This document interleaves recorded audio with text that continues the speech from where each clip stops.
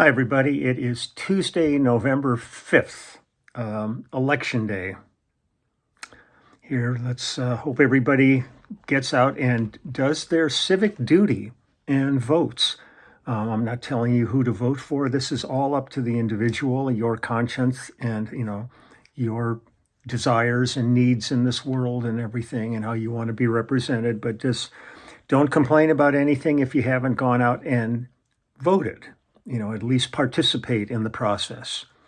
So just got back last night from Florida, where we did the big festival down there, and with Lyle, and it was great. Great shows on Sunday, and great show on Friday, and then it was great on Saturday night. Not to be playing, but watching Little Feat and the Mavericks, and different acts that were performing, and it was real interesting. On Sunday, from the standpoint, we were going to be preceded by Molly Tuttle and her group, and then before them was Paul Thorn. Now, I was sitting having lunch at the little canteen area, and this guy came up to me and introduced himself and said, he was Paul Thorn. And he said, "You did my album back in 1997. So I was like, wow. It's came back a little bit, but it's always weird, when you've done so many projects and things just kind of disappear into the cosmos on you. So it was really, really fun to actually, kind of catch back up with him, hear his band, hear him perform. The crowd loved him. I posted some of his performance on my YouTube channel, and it's a couple of videos back. And it's worth checking out. So I went and dug up the album that we did, and it's right here. This is called Hammer and Nail, and it's Paul Thorn. And I'm going to play a few tracks from it and talk about it a little bit. But I'm going to give you a little history of Paul here, because I'm rediscovering him myself. Paul Thorn is an American Southern rock, country, Americana, and blues singer-songwriter whose style is a mix of blues, country, and rock. In his bio, it says, Thorn was raised in Tupelo, Mississippi. Before his professional music career began, he was a professional boxer, where he established a respectable 14-4 record. Boxing career highlights include winning the Mid-South Middleweight Championship in Memphis, Tennessee, and culminated with a nationally televised bout with former world champion Roberto Duran. After a few years of working in a Tupelo furniture factory and playing in local clubs, he was discovered by music professional Miles Copeland, the brother of the Police drummer Stuart Copeland. I've dealt with Miles many times over the years. In 1997, while performing as a singer-songwriter night at a local pizza shop, Roger Sovine, representing BMI, overheard Thorn and was impressed by his singing and songwriting ability. He asked Thorn if he had permission to share his name with other record companies in Nashville. A couple of weeks later, Thorn called Oz Vanelli, owner of Vanelli's, and mentioned that several record companies were coming to Vanelli's in Tupelo to hear him perform. Thorn asked if he could come and play at Vanelli's, which Oz agreed to. After hearing Thorn perform, Wyatt Easterling, an associate of Miles Copeland, brought Thorn to Nashville, and within 30 days, Thorn opened for Sting. Thorn was subsequently signed to a recording contract with A&M Records and recorded his first album, Hammer and Nail, in 1997. He left A&M soon after and followed Hammer and Nail with 13 more albums, all self-released and self-produced with his writing and production partner, Billy Maddox.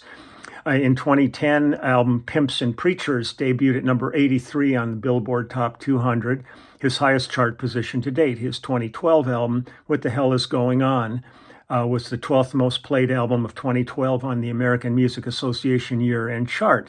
What the Hell Is Going On was Thorn's first album to feature the songwriting of other artists and the second record of his debut on Billboard's Top 100 during its first week of release. He's toured as an opening act for Huey Lewis and the News, Sting, John Prine, Marianne Faithfull, Mark Knopfler, Robert Cray, Bonnie Raitt, Jerry Jeff Walker, Toby Keith, and Jeff Beck. And it goes on and on all about him. And it's really fascinating to hear all this. It's got this thing, the Mississippi House of Representatives named March 27th Paul Thorn Day in recognition of his constant support of his home state. On May 7th, 2018, Mississippi Public Broadcasting premiered a special featuring Thorn's current tour title, Mission Temple Fireworks Revival, which featured special guests such as Blind Boys of Alabama, the McCrary Sisters, Bonnie Bishop, and the Preservation Hall Jazz Band. In 2019, Thorn's lead guitarist for 30 years, Bill Hines, parted ways with the band. In a statement on Thorn's website, Hines explains that he is starting a new chapter in his life, but will remain a musician. Hines' spot in the band, in the Paul Thorn band, has been filled with Chris Simmons, the guitarist from Alabama, who played on Leon Russell's band for 5 years. And in May 2020, multi-Grammy award-winning vocalist and pianist Diane Schuer released an album featuring a cover of Thorn's Everybody Looks Good at the Starting Line. And so interesting. I mean, real interesting guy, and it was really fascinating to kind of hook up with him here. So I'm going to play, this is the title track to the album, Hammer and Nail from 1997. And let me see if there's anything else to be. Well, the album was produced by Wyatt Easterling, Greg Wells, and Billy Maddox. Greg Wells is one of the most talented guys in town. He's an unbelievable musician. It was written by Paul Thorn and Billy Maddox, and I think it was mixed by Steve McMillan, who I believe did Lukather's albums. So this one is Hammer and Nail, and it's Billy Hines on acoustic and slide guitar. I have my copious notes I made. Greg Wells on Wurlitzer and drums, and myself on bass. So here we go, Hammer and Nail, Paul Thorn. My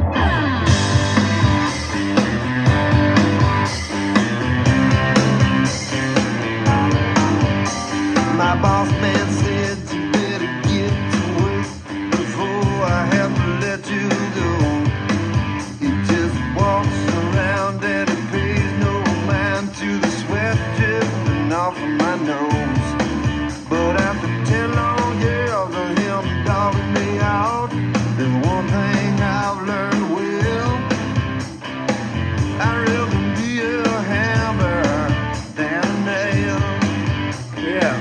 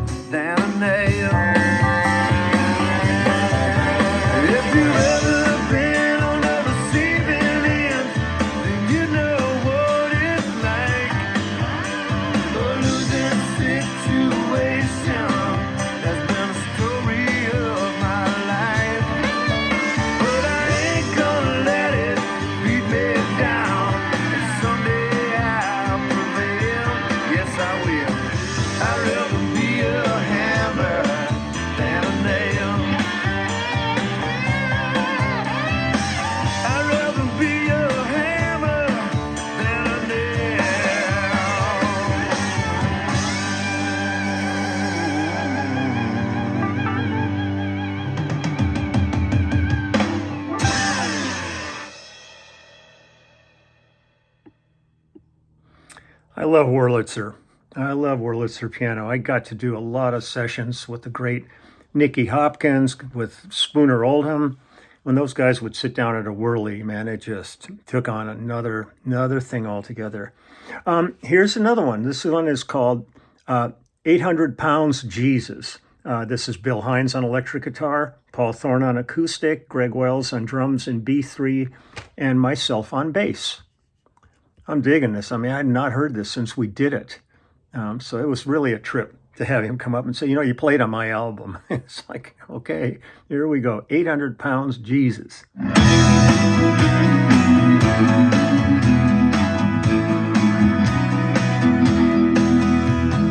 saw a garage sale pulled up in the yard.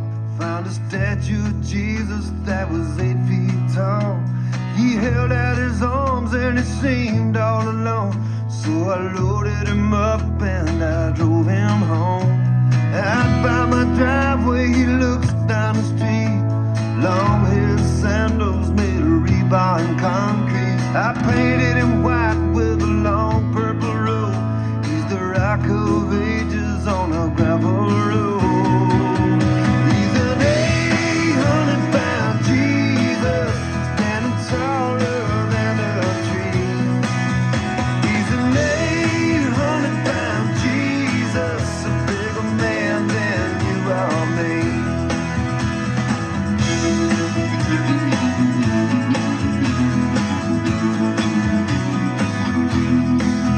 I thought losing my job was the end of the world, till my best pal ran off with my best girl. I felt suicidal with no real friends, so I walked outside with a rope in my hand. Out by that statue there's a big oak tree, so I stood on his shoulders and I counted the three. I had every intention of buying a farm, but when I jumped off, he caught me in his arms. He's an 800-pound Jesus, standing taller than a tree. He's an 800-pound Jesus, a bigger man than you or me.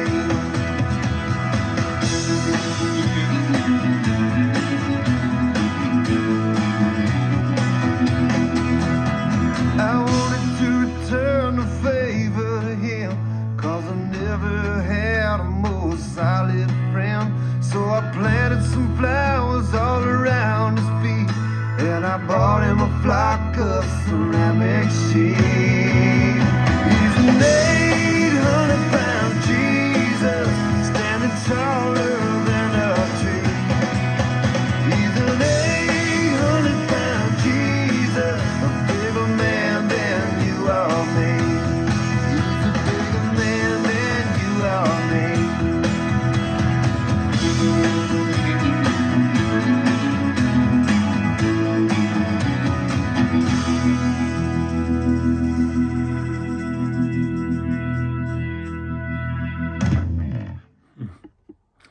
Just great, quirky writing. It's really fun.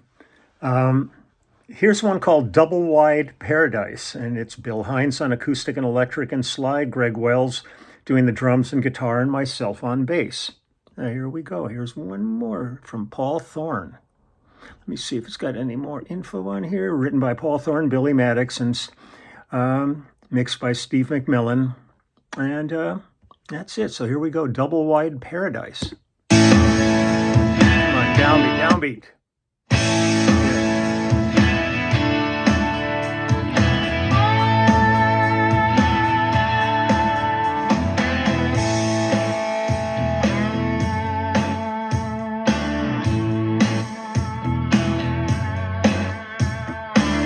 I don't wanna cry, I don't wanna walk the floor, let's move on. Don't feel like home no more, but since you left, tell me what else can I do? Just come back home, forgive me and forget it. This bed I made, I'm tired of sleeping in it, it's freezing cold, and baby that ain't cool. I'm waiting on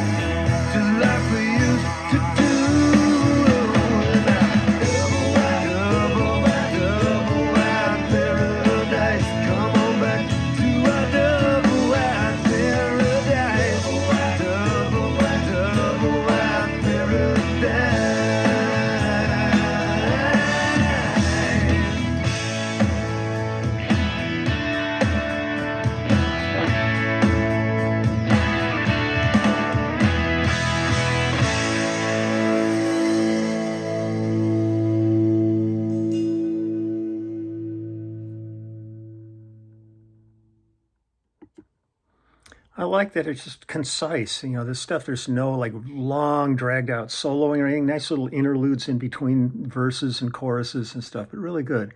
Here's one last one. This is called A Heart with Four-Wheel Drive. Bill Hines on acoustic and electric, Greg Wells on B3 drums, and myself on bass. So here we go. Here's one more. And then if you're digging it, go check it out because it's apparently the whole album is available. So again, the album is called Hammer and Nail from 1997, and the artist is Paul Thorn, Thorn.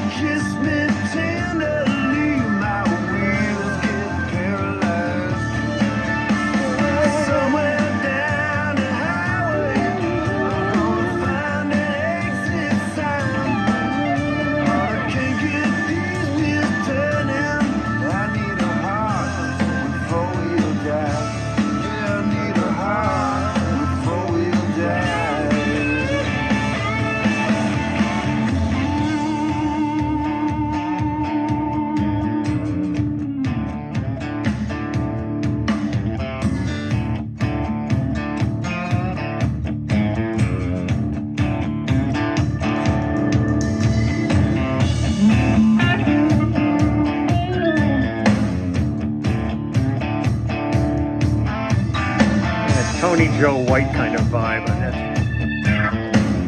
Pope said, "Oh, Danny."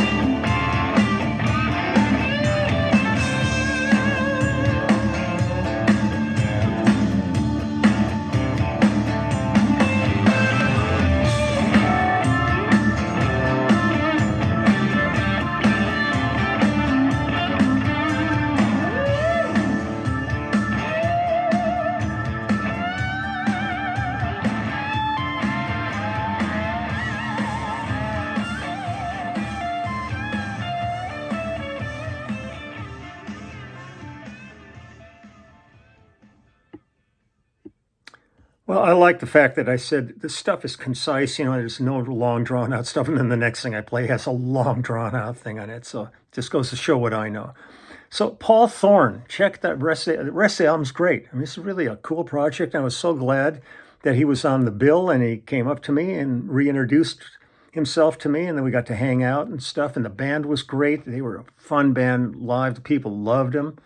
And it was great. So I'm going to get running here. I'm getting back into my civilian life at home here. I got a lot of work to do catching up around the house, but I'm home for a little bit now, so that'll be good.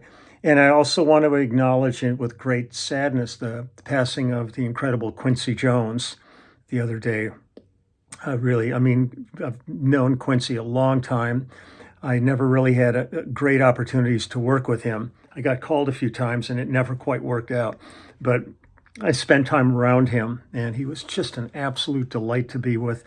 And I believe he was 91, so that's a great run and a remarkable, remarkable history that he had in this. But his place in our musical world is profound and forever.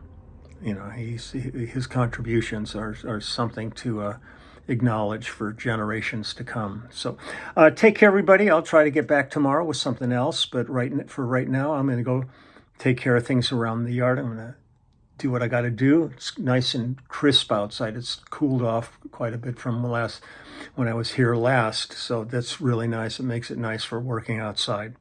So I'm out of here and I will talk to you later. Bye.